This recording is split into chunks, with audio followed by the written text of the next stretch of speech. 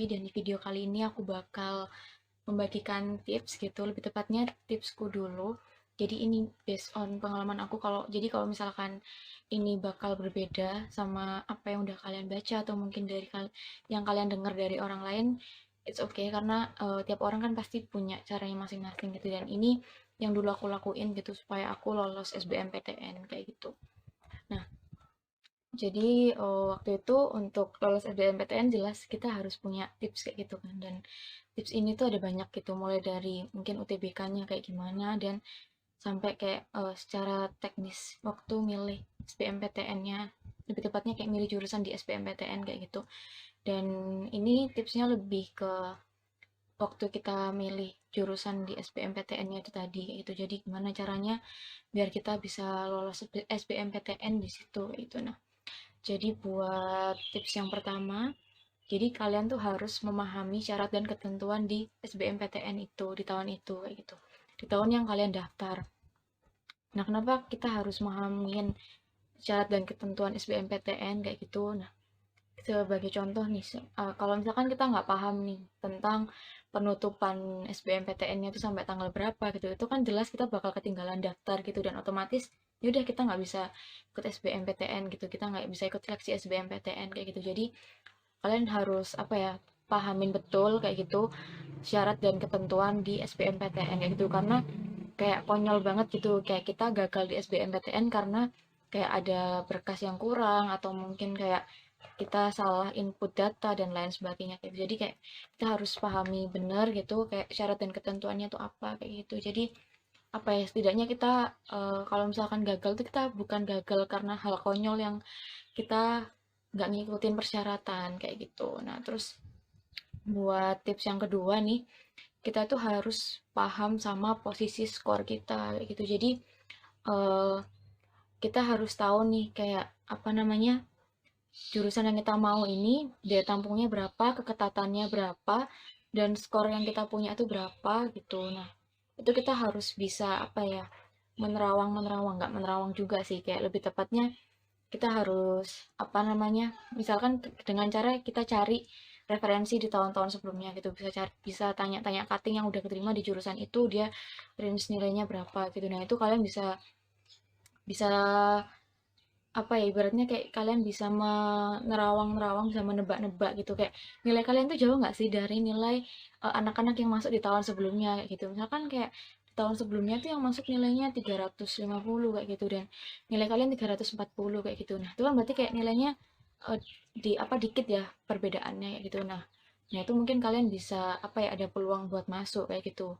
Ini sebenarnya masih apa ya, ibaratnya ada peluang gitu, karena memang tiap tahunnya bakal beda-beda kayak gitu. Misalkan kayak di tahun ini nilai segini masuk, tapi di tahun berikutnya enggak. Di tahun berikutnya nilai segini bisa masuk lagi, tapi tahun berikutnya lagi enggak. Jadi kan kayak apa ya, tiap tahun bakal beda-beda gitu. Cuma kita bisa apa ya, ibaratnya bisa membayangkan gitulah kayak nilai segini itu masuk nggak sih kayak gitu. Jadi kita bisa tanya-tanya cutting itu tadi, dan apa mungkin juga kalau misalkan waktu tryout kayak gitu, kan biasanya kalau misalkan kalian ikut bimbel atau mungkin tryout online itu kan juga udah ada kan kayak kita disuruh ngisi kayak kita mau masuk di univ mana, jurusan apa kayak gitu. Nah, itu juga bisa kalian lihat gitu kayak yang di atas kalian tuh ada berapa banyak sih, dan lebih banyak yang di atas atau yang di bawah kalian. Jadi misalkan kalian mau psikologi UNER dan kalian ikut tryout nih, tryout kan banyak biasanya yang ikut tuh, kalian lihat tuh yang nilainya di atas kalian tuh berapa banyak, dan nilainya di bawah kalian tuh ada berapa banyak kayak gitu. Kalau ternyata lebih banyak yang di atas kalian, ya berarti kalian mau nggak mau harus nge-push diri kalian supaya nilai kalian nggak jauh ketinggalan sama mereka-mereka yang emang mau di jurusan dan univ yang sama sama yang kalian pilih kayak gitu. Nah, terus buat apa namanya, tips yang ketiga ini, kalian harus memahami betul-betul daya tampung dan keketatannya kayak gitu. Jadi semisal untuk pilihan satu nih, pilihan satu keketatannya udah 4% gitu. Kan keketatan tuh kan makin kecil keketatannya makin berarti makin ketat ya. Berarti kalau misalnya keketatannya 4% berarti dia ketat dong. Nah, kalau misalkan kalian pilihan pertamanya udah keketatannya 4% gitu. Pilihan kedua keketatannya 5% gitu, dan itu kayak perbedaannya tipis banget kan, dan itu kalau dari saran guru aku dulu kayak gitu tuh kalian jangan ngambil jurusan yang kayak gitu. Jadi pilihan satu dan pilihan kedua tuh keketatannya harus jauh kayak gitu. Kalau bisa sih misalkan yang pilihan pertama keketatannya 1 sampai 10% dan pilihan kedua keketatannya kayak udah belasan gitu. Jadi kalau bisa keketatan pilihan satu dan pilihan kedua itu harus yang jauh kayak gitu. Jangan yang satu keketatannya 2%, yang satu keketatannya 7% gitu. Itu kan kayak apa ya, perbedaannya tipis banget gitu kan. Jadi seandainya nilai kalian itu nggak masuk di pilihan pertama, kalian di pilihan kedua juga udah bisa kegeser gitu karena emang dia sama-sama ketatnya kayak gitu. Jadi supaya apa ya, memiliki peluang yang lebih besar untuk keterima di SBMPTN, kalian juga harus lihat keketatan dan daya tampungnya itu tadi.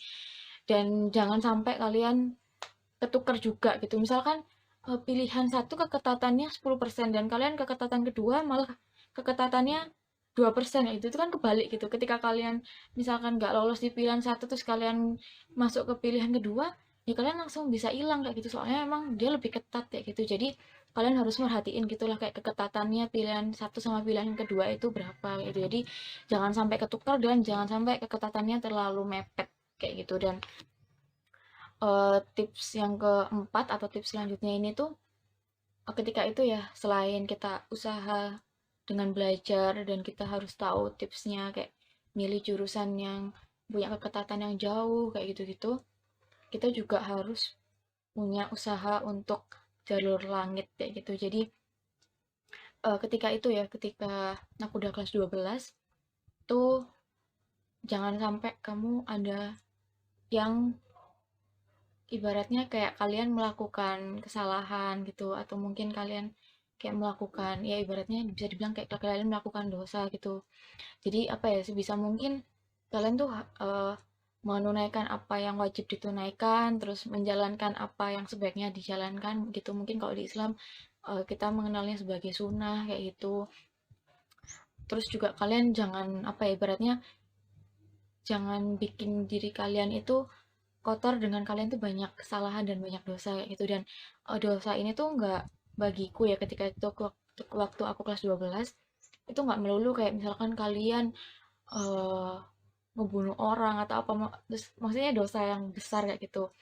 Ketika itu aku mikir gitu loh kayak aku jangan sampai punya dosa atau kesalahan-kesalahan kecil gitu, terutama kesalahan-kesalahan yang dengan manusia kayak gitu karena kita nggak pernah tahu gitu ketika kita buat kesalahan sama manusia terus merekanya nggak terima, terus mereka yang sakit hati sama kita nggak tahu gitu loh apa yang mereka sumpahin ke kita, apa yang mereka lakuin ke kita, apa yang mereka doain buat kita kayak gitu. Jadi ketika kelas 12 itu aku benar-benar meminimalisir untuk berantem sama orang walaupun ketika itu memang ada satu dua orang yang rese lah sama aku kayak gitu. Sebenarnya kalau misalkan aku mau, aku mungkin bisa gitu loh ngebales dia gitu dengan melakukan kejahatan-kejahatan itu kayak gitu. Tapi kayak aku waktu itu berusaha menahan diri kayak aku lebih mementingkan apa ya kayak tujuan aku lebih mementingkan mimpiku dibanding aku harus ribut sama orang kayak gitu. Dan aku juga nggak mau ketika aku ribut sama orang terus nanti sama dia disumpahin gitu kayak oh apa saja kayak kamu nggak akan keterima SBMPTN, oh kamu nggak akan dapetin mimpimu kayak gitu kan, kita nggak akan pernah tahu gitu loh hatinya orang kayak gitu. Jadi selain jalur langit kayak kalian mendekatkan diri ke Tuhan, kalian banyak-banyakin ibadah, kalian kurang-kurangin kesalahan-kesalahan, itu kalian juga harus meminimalisir meminimalisir kesalahan yang itu dengan manusia, apalagi kayak yang apa ya sama perasaan manusia kayak gitulah. Terus mungkin kayak buat kalian yang biasanya suka ngeghosting kayak atau apa kayak gitu, nah itu kurang-kurangin atau bahkan hindarin lah, udah nggak usah lakuin itu gitu. Kayak kamu nggak akan tahu gitu loh orang yang kamu sakitin, orang yang merasa sakit karena perbuatanmu itu bakal ngelakuin apa ke kamu, mereka bakal doain kamu apa, mereka bakal nyumpahin kamu apa kayak gitu. Terus kalau misalkan kamu dijahatin sama orang ya udah gitu, kayak aku mikirnya ketika kita dijahatin sama orang, kita disolimi sama orang itu kan bikin doa kita lebih terkabul kan, berarti ya itu kesempatan kita buat lebih banyak berdoa kayak gitu, kita punya lebih banyak kesempatan kayak kita bisa berdoa nih, doa kita bisa terkabulkan kayak gitu.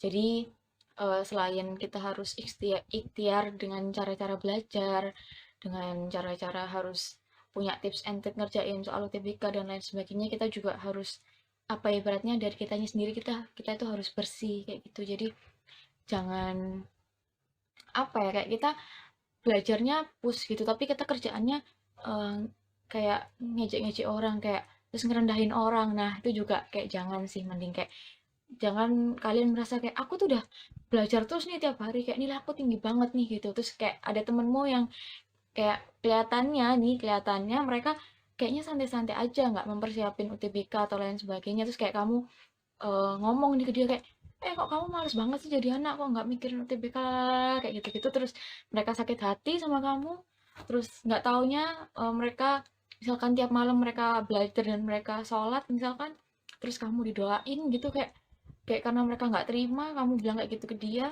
terus pada akhirnya kamu gagal karena doanya dia. Kan itu benar-benar apa ya, kayak konyol sih menurutku. Jadi mending sebisa mungkin ketika kita mau apa ya, punya mimpi atau kita punya plan gitu, itu lebih baik kita fokus sama itu daripada kita fokus mikirin orang lain gitu, kayak oh kamu nggak belajar ya, oh kamu nggak kayak gini ya, kayak gitu. Terus kita kayak ngerendahin mereka kayak nilai kamu mah cuma segitu doang gitu, nilai aku segini. Itu jangan sih, jangan banget gitu. Jadi apa ya, pengalaman aku dulu perjalanan selama kelas 12 tuh benar-benar aku mengendalikan diri aku buat tetap konsisten belajar, mengendalikan diriku buat nggak ngerespon orang-orang yang usil lah ibaratnya gitu. Terus juga menjaga lisanku gitu, jangan sampai kayak aku nyakitin orang, aku ngerendahin orang gitu. Jadi ketika itu ya aku malah mikirnya lebih baik aku disakitin gitu, karena ketika aku disakitin aku punya peluang untuk doaku lebih dikabulkan kayak gitu. Sedangkan kalau misalkan aku yang menyakiti kan, aku nggak akan pernah tahu gitu loh apa yang orang lain doain buat aku. Kayak itu tadi 4 tips dari aku untuk lolos SBMPTN.